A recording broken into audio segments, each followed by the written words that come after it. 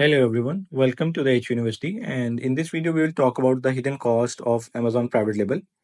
हम कोई भी बिजनेस करते हैं फिजिकल हो या ऑनलाइन हो, बहुत सारे बिजनेस करने में के बाद हमें पता चलता है कि ये भी इसके लिए कॉस्ट हो सकती थी या ऐड हो सकती थी। जो लोग तो फिजिबिलिटी प्रोबेबिलिटीज पहले बना लेते हैं उनके सक्सेस के चांसेस भी बढ़ जाते हैं और उनको उसको मैनेज करना अरेंज करना बहुत ही आसान हो जाता है। तो जैसे कि पहले मैंने बताया कि हम अमेजॉन प्राइवेट लेबल के सारे फैक्ट एंड फिगर्स कॉस्ट और सब कुछ जो है पहले ही डिस्कस कर लेंगे, पहले ही उस प्रोडक्ट का सारा डाटा एनालिसिस कर लेंगे, जिसके अंदर ये है कि आने वाली कल के अंदर हमें कम से कम मतलब फेलियर के चांसेस होंगे। और अक्सर हम वीडियोस देखते हैं कि वीडियोस के अंदर दिखाया जा रहा होता है हमें कि हमारी एक दिन की 30-40,000 डॉलर सेल है और एक मंथ की हमारी $1,000,000 सेल है। ठीक है, वो सेल्स कर रहे हैं या वो एडिट कर रहे हैं, जो भी कर रहे हैं, तो उसके अंदर हमें बहुत सारी कॉस्ट जो आने वाली मैं आपको अभी बताऊंगा कि ये सारी हिडन कॉस्ट उसके अंदर शामिल होती है, जो आपको पता लगने के बाद अब आपको आइडिया हो जाएगा कि ये सब कुछ अमेजोन हमसे चार्ज करता है और क्यों करता है। अब सबसे पहली कॉस्ट जो अमेज़न पर मंथ हमसे चार्ज करता है वो है मंथली चार्जेस ऑफ उसकी वेबसाइट यूज़ करने का या अकाउंट बना के हमें वो प्रिविलेज देता है कि आप अनलिमिटेड लिस्टिंग कर लें, कस्टमर अप्रोच कर लें, जो कि हमने प्रीवियस वीडियो में सुना। अब अब हम कोई भी प्रोडक्ट जब सिलेक्ट करते हैं, चाहे वो लंच बॉक्स है या स्टेशनरी की कोई भी आइटम है, तो अमेज़न ने फुलफिलमेंट कॉस्ट का एक पूरा स्ट्रक्चर हम अपनी वेबसाइट के ऊपर दिया हुआ है कि अगर आपके प्रोडक्ट 300 ग्राम है या 3 केजी है तो उसके ऊपर क्या कॉस्ट आएगी, या 4 केजी है उसके ऊपर क्या कॉस्ट आएगी, या प्रोडक्ट की लेंथ अगर आपकी डायमेंशन 15 इंच है तो क्या कॉस्ट आएगी। हर चीज़ का डायमेंशन का फुलफिलमेंट कॉस्ट के अंदर अमेज़न ने हमें शेयर किया हुआ है कि आप अपनी प्रोडक्ट चूज़ करने से पहले यहाँ पे एवरेज कॉस्ट आप चेक कर लें। और भी बहुत सारे टूल्स हैं जिससे हम चेक कर लेते हैं कि पर यूनिट के ऊपर हमें फुलफिलमेंट बाय अमेज़न की कॉस्ट क्या आती है।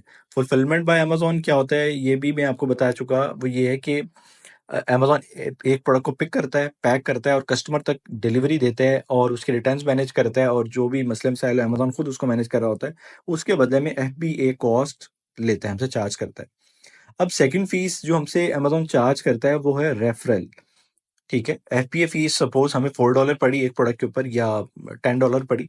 अब रेफरल फीस, अब हमारी कोई भी प्राइस है, सपोज हमारी $100 प्राइस है तो 15% अमेजोन हमसे चार्ज करेगा, उसका $15 हमसे चार्ज करेगा। अगर $10 है तो $1.5 चार्ज करेगा। तो अमेजोन ने हमसे 15% रेफरल चार्ज करना है। कुछ कुछ कैटेगरीज के अंदर, ब्यूटी कैटेगरी के अंदर या दूसरी कैटेगरीज के अंदर अमेजोन का चार्ज 10% से भी बिलो है, लेकिन ये अमेजोन रेफरल हमसे लाजमी चार्ज करता है। अब ये दो चार्जेस हो गए जो एक प्रोडक्ट के ऊपर पड़ते हैं।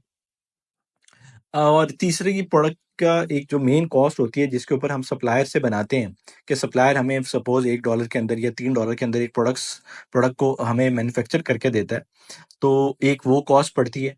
ठीक है, अब उस प्रोडक्ट को हमें बेहतर बनाने के लिए, सपोज एक स्टेशनरी की आइटम है, हम उसको एक प्लास्टिक के बैग के अंदर दे रहे हैं। दूसरी चीज़ ये है कि हम उसको एक बैग, एक अच्छे बैग के अंदर हम दे रहे हैं, जो कि खूबसूरत है, प्रिंटिंग हुई हुई है और सब कुछ हुआ हुआ है, उसकी अच्छी ब्रांडिंग हमने की हुई है, पैकेजिंग की हुई है, तो उसके अंदर दे रहे हैं। तो ये सब कॉस्ट अमेज़न की इस प्रोडक्ट की कॉस्ट के अंदर शामिल होती हैं। अब प्रोडक्ट तो एक बन गई, प्रोडक्ट बनने के बाद अब हमें एक मैसेज आ जाता है सप्लायर का कि आपकी प्रोडक्ट रेडी है। प्रोडक्ट रेडी के बाद हमने उसको शिप भी करना होता है, जो कि अमेज़न वेयर हाउस में जाती है। सबसे पहले उसको हमारा इसको शिपिंग कॉस्ट कहते हैं। हमारे से फ्रेट फॉरवर्डर हमारे या सप्लायर के वेयर हाउस से उस प्रोडक्ट को पिक करता है, एक उसकी कॉस्ट आती है। और उसके बाद वो फ्रेट फॉरवर्डर अमेज़न को इस प्रोडक्ट को शिप कर देता है। ये सब फ्रेट कॉस्ट के अंदर आती है। इसमें और छोटे-छोटे चार्जेस भी आते हैं, वो हैं लेबल्स के चार्जेस होते हैं, जो एक स्टिकर लगाता है यूनिक, जो हमारे स्टिकर लगे होते हैं जो हम वेबसाइट से बाय करते हैं। और मतलब ये छोटे-छोटे एक्सपेंसेस आते हैं जिसके शिपिंग कॉस्ट के अंदर हम जो कवर करेंगे।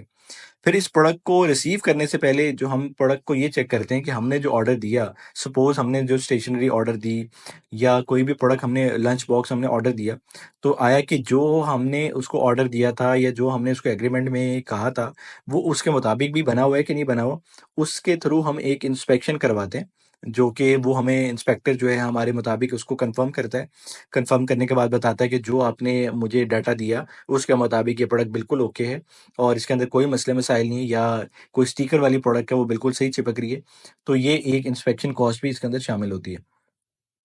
अब हमारी प्रोडक्ट शिप करने के बाद अमेज़न वेयरहाउस के अंदर, अब यूरोपियन में तो ये तो मिसाल के तौर के ऊपर, या फ्रांस की मार्केट में, जर्मन मार्केट के अंदर फ्रेट फॉरवर्डर हमसे हमारी इन्वेंट्री को भेज देता है। तो वहाँ पे बेचने के बाद इन यूरोपियन मार्केट्स के अंदर हमें 20% वैट पड़ता है, ठीक है? और अगर हम यूरोपियन के यूके नेशनल हैं, तो हमें चार्ज उसके मतलब थ्रेशोल्ड अमेज़न दे देता है। और यूएस के अंदर हमें ऐसा वैसा टैक्स नहीं पड़ता, लेकिन दूसरी तरह के टैक्स पड़ते हैं। ये सब कुछ हम डिस्कस करेंगे, और ये सारे टैक्स इसके अंदर पड़ते हैं एक प्रोडक्ट कॉस्ट के ऊपर। अब अगर अभी तो अमेज़न के ऊपर जो भी इन्वेंट्रीज़ हम भेज रहे हैं, जो हमारी प्रोडक्ट रेडी होती है सप्लायर के पास, वो सारी की सारी अमेज़न के पास भेज रहे हैं। लेकिन अगर अमेज़न हमें अलाउ नहीं कर रहा होता हमारी प्रोडक्ट को, अगर हमारी इन्वेंट्री ज़्यादा है या हमारी सेल्स ऐसे इतनी नहीं है, तो हम क्या करते हैं कि हम वो किसी न किसी वेयरहाउस के अंदर उस स्पेसिफिक कंट्री के अंदर भेज देते हैं उस प्रोडक्ट को, ठीक है? और वो उस वेयरहाउस के अंदर जाती है, उस वेयरहाउस की भी मंथली कॉस्ट हमें ऐड होना शुरू हो जाती है, ठीक है? और उसकी स्टोरेज फीस हमें पड़ना शुरू हो जाती है, जो कि वेयरहाउसिंग एंड स्टोरेज फीस के अंदर आता है। और जब ये अमेज़न के पास हमारा सामान पहुँच जाता है, सामान पहुँचने के बाद अमेज़न उसको लाइव करता है। लाइव करने के बाद अब अमेज़न के जितने भी सारे कस्टमर्स हैं, उन तक हमने खुद अप्रोच करना होता है, और वो एडवर्टाइज़मेंट के थ्रू हमें अप्रोच करते हैं। वहाँ पे हम पे पर क्लिक यानी प्रमोशंस लगाते हैं। प्रमोशंस के थ्रू अमेज़न हमारी एड्स को सारे कस्टमर्स तक दिखाता है। उसकी एक अच्छी खासी कॉस्ट पड़ती है, कभी 50% पड़ती है, कभी 30% पड़ती है टेकॉस, कभी हमें 20% पड़ती है। यानी प्रोडक्ट टू प्रोडक्ट बहुत सारे इसके अंदर सर्कमस्टांसेस और फैक्टर्स मैटर करते हैं, जिसके अंदर ये एक एवरेज हमें एडवर्टाइजमेंट कॉस्ट को कैसे निकालते हैं, ये पढ़ते हैं। तो ये सारे का सारा इसके अंदर इसकी कॉस्ट थी। उसके बावजूद भी हम ज़रूर, जैसे मैंने आपको बताया कि हम $7,000 के अंदर लॉन्च को टेस्ट करने के बाद हम कैसे $3,000 मिनिमम जो हमारा गोल है कि हम कैसे पहुंचेंगे, और इसके ऊपर ज़्यादा भी जा सकते हैं। ये तो सिर्फ आपको चंद स्क्रीनशॉट दिखाए हुए हैं कि ये मिनिमम रेंज के, इससे ज़्यादा वाले भी हैं। तो कैसे हम पहुंचेंगे, किस तरह हम एनालिसिस करेंगे, सारे का सारा स्ट्रक्चर जो है वो आने वाली वीडियोज़ के अंदर अवेलेबल होगा। तो still then stay tuned. Thank you very much.